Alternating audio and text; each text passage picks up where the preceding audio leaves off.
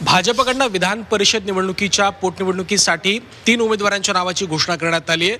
संदीप जोशी, संजय केनेकर आणि दादाराव केचे या 3 नावांची काही वेळापूर्वी घोषणा करण्यात आली आहे. आपल्यासोबत संदीप जोशी आहेत. पक्षाला मागितलं नाही तरी पक्ष स्वतःहून देतं, पक्ष विचार करतं, हे अत्यंत आनंद वाटतो, अभिमान वाटतो.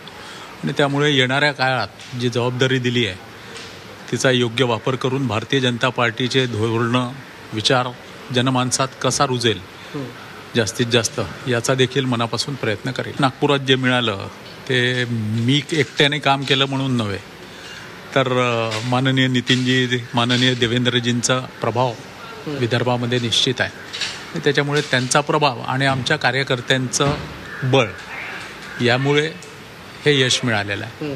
त्यामुळे मला असं वाटतं की त्याच्यामुळे ही उमेदवारी मिळाली असावी. खऱ्या अर्थानं पक्षाचे आभार देखील मानले. ब्युटी जर्नलिस्ट श्रीनिवाससह मी ओम देशमुख, झी मीडिया, मुंबई.